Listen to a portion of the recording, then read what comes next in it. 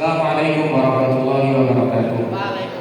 Langsung saja kami dari Mahakali Langitan, dari pihak Pro, kami menyetujui para ulama pembagian bid'ah bagi para ulama, yang mana seperti didahulukan oleh Imam Syafi'i bahwasanya bid'ah itu terbagi menjadi dua, yakni bid'ah hasanah dan bid'ah sayyi'ah, ataupun disebut bid'ah mahmudah dan bid'ah madhmumah.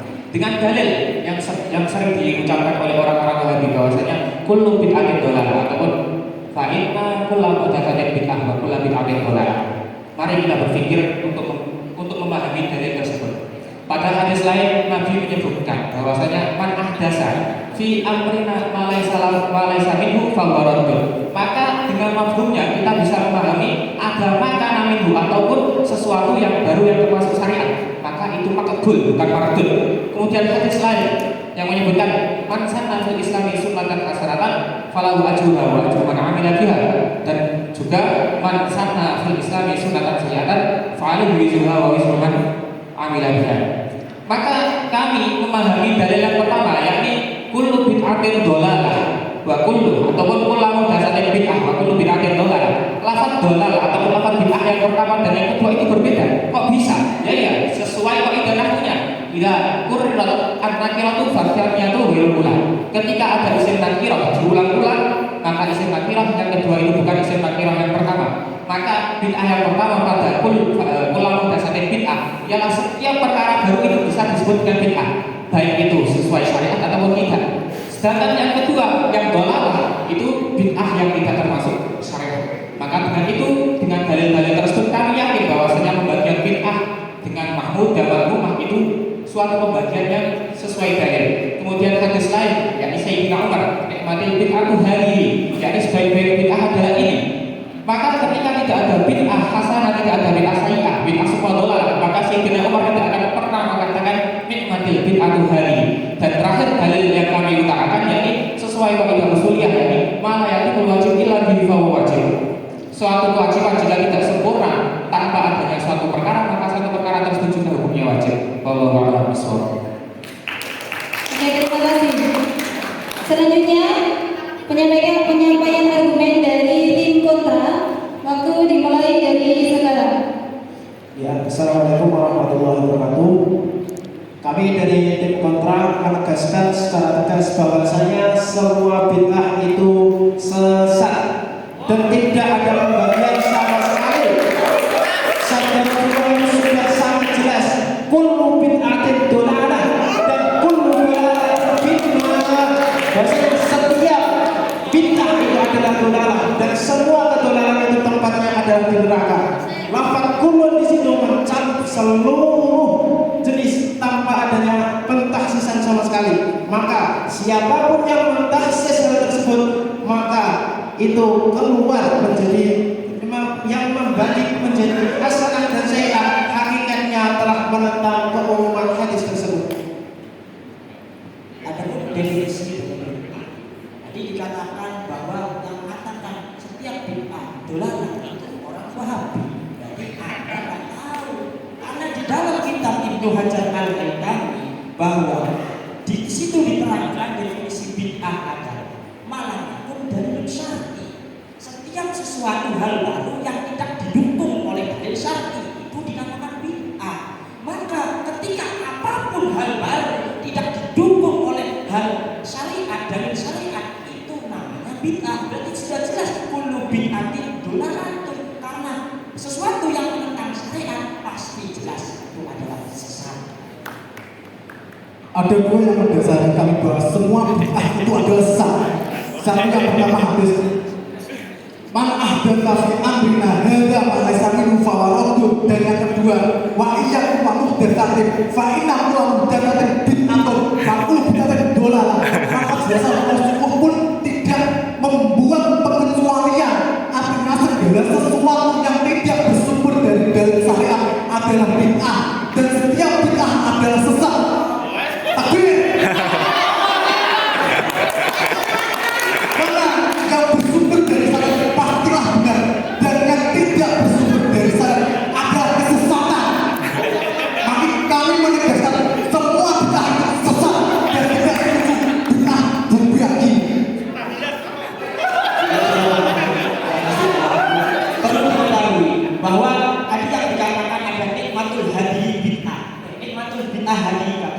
kata Umar bin Khattab bahwa kata-kata bid'ah itu adalah bid'ah secara lugat.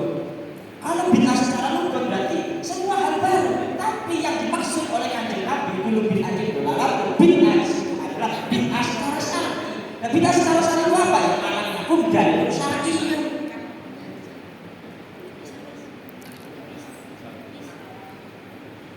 Sudah cukup? Kita lanjutkan sesi kedua, yakni sesi sanggahan dengan durasi masing-masing 2 menit. Kami persilakan kepada tim pro untuk memberikan sanggahan kepada tim kontra. Waktu dimulai dari sekarang. Ya, terima kasih. Di sini saya akan menanggapi satu-satu argumen yang disampaikan oleh pihak kontra. Yang pertama, ketika dia mengatakan bahwa kullu bid'atin dolalah, mereka memaknai bahwa lafaz kullu itu adalah semuanya, tidak ada pengecualian. Tentu dia belum pernah belajar ilmu ushul fikih dan ilmu nahwu. Kenapa? Karena lafaz kullu itu tidak mesti diartikan semuanya atau setiap. Kalau sampai menelisik tentang makna kullu, Syekh Faiz Al-Abad di dalam mujadnya mengatakan al-kullu bidhammi ismun li jami'il ajza wa qad jaa bi makna ba'du. Kemudian Syekh Murtadha Az-Zabidi juga menukil kalam Ibnu Ashir mengatakan qala Ibnu Ashir audhi kullun al-ihaqah bil jami' wa qad jaa istimaluhu bi makna ba'du. Jadi di sini kullu tidak mesti diartikan semuanya, tapi bisa juga bermakna ba'du. Di sini jelas kalau kita memahami sebuah hadis, kita harus lewat para ulama-ulama yang ahli hadis, para ulama-ulama yang kredibel dalam memahami ilmu hadis. Sebagaimana Imam Syafi'i, Imam Ahmad bin Hanbal pernah dawuh, la yastalhi sahibul hadis min kutubis Syafi'i. Orang-orang yang hendak menafsiri hadis itu tidak bisa terlepas dari kitabnya Imam Syafi'i. Sedangkan di situ Imam Syafi'i pernah mendekat bahwasanya al-bid'atu bid'atani, bid'ah itu ada 2. Yang mana ma yuwafiqus sunnah maka itu dinamakan hasanah, dan di mana ma la yuwafiqus sunnah itu dikatakan madmumah. Kemudian hadis yang kedua yang disampaikan dengan man ahdatsa fi amrina hadza fa huwa raddun. Anda perlu mengkaji sarahnya hadis dari Ibnu Rajab Al-Hambali dalam Fathul Bari. Beliau mengatakan bahwa hadis tersebut memang mantoknya itu mengatakan bahwa segala muhdasat hal-hal baru yang malaisa minhu maka raddun, tapi mafhumnya mengatakan bahwa yang maka minhu maka ghairu raddun. Kami persilakan kepada tim kontra untuk memberikan atau menanggapi sanggahan dari tim pro dengan durasi waktu 2 menit dimulai dari sekarang. Oke. Kalau kita datang pada kami, saya jelas tegas mengatakan bahwa saya paling sufi daripada setuju bahwa tidak semua guru itu semuanya gimana guru, tapi ada taksir. Tapi dalam praktek ini kullu bid'atin dolalah itu tidak ada bertaksis. Adapun yang ada katakan taksirnya nikmatul bid'ah hati itu qaul sahabat itu tidak setara dengan qaul Nabi. Yang boleh taksis itu adalah mas dengan mas. Tidak bisa mas dengan qaul sahabat, tidak setara itu.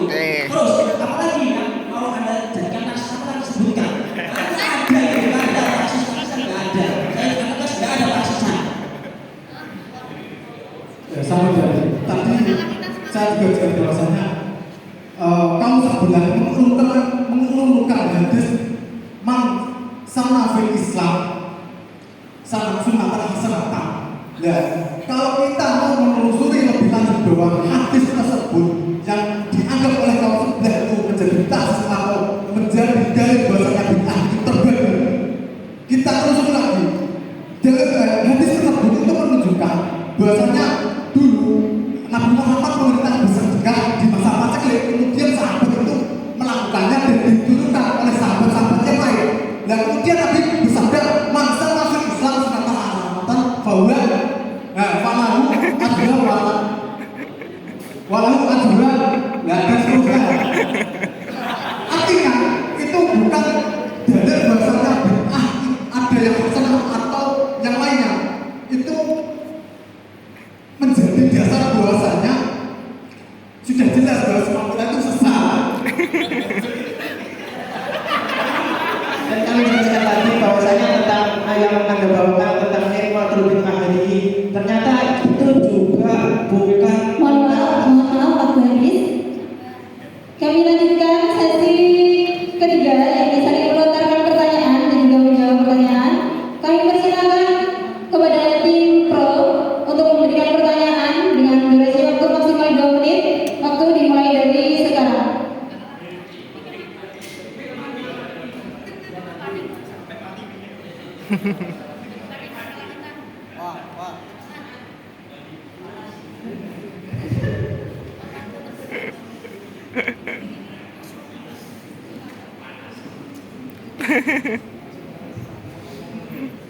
Baik, kami pihak pro akan menanyakan. Sebelum saya menanyakan pertanyaan yang serius, saya menanyakan apakah Anda sudah belajar syarah Jurumiyah dan ilmu mustalah hadis.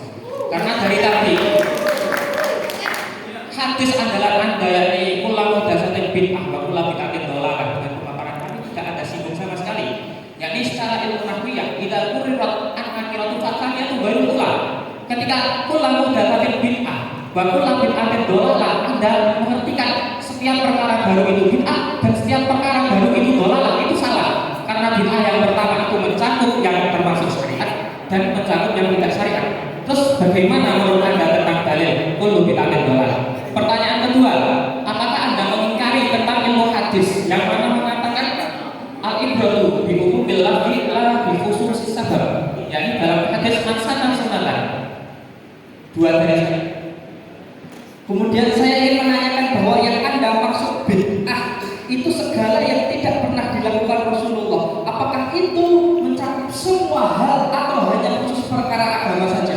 Jika Anda menjawab itu hanya khusus perkara agama saja, maka Anda tidak konsisten karena Anda memaknai kullu bid'atin dhalalah itu secara tekstual umum tanpa adanya pengkhususan. Tapi kenapa Anda mengkhususkan dengan hanya perkara agama saja, dunia tidak? Kalau Anda menerangkan berarti semua yang ada di sini itu juga termasuk bid'ah dan haram. Di sini bagaimana Anda mencoba menyikapi era globalisasi sekarang ketika Anda memahami bid'ah itu sesat. Kemudian ada banyak amalan-amalan tahdir seperti maulid tahdilan yang di situ semuanya tidak bersumber dari tidak ada di zaman Nabi. Kemudian di era globalisasi ini harus ada pembaruan, harus ada pengemasan yang baru supaya lebih fresh. Waktu habis, kami persilakan kepada tim kontra untuk memberikan jawaban dari pertanyaan yang diberikan oleh tim pro. Waktu dimulai dari sekarang.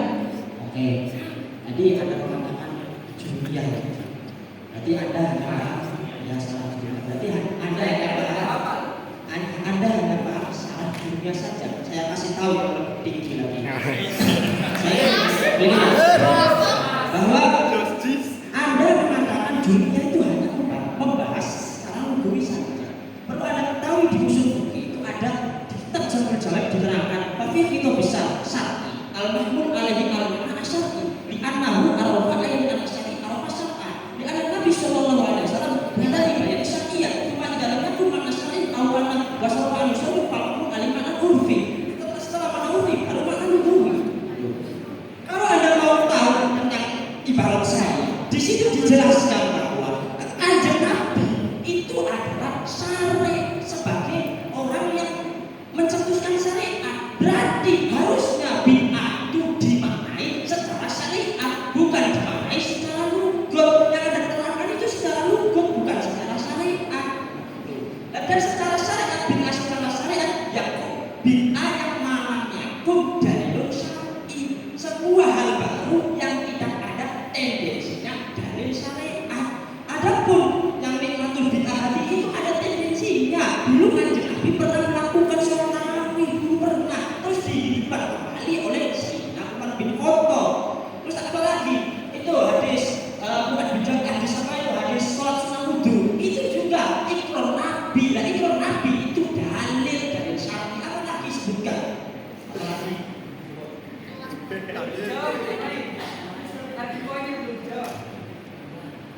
Terus yang mengenai tentang tahlil tadi ya, kami dari awal sudah menegaskan bahwasanya kami itu berkonsep dalil syar'i, dalil yang lugawi bukan yang syar'i. Jadi setiap perkara yang mana tidak ada dalil syar'inya itu dikatakan bid'ah.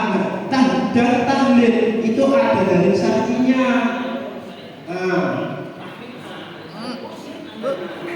Yang tadi membawa kaidah atidofi lafi sabda itu ada istisnanya, bahwasanya hadis yang Anda maksud itu bukan termasuk kaidah tersebut. Artinya al-idhof lafi sabda itu bukan termasuk hadis di dalam sini. Artinya semua bid'ah itu sesat.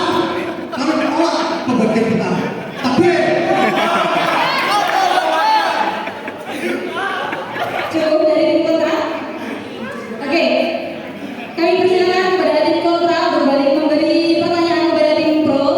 dengan durasi waktu maksimal 2 menit dimulai dari sekarang. Bismillahirrahmanirrahim.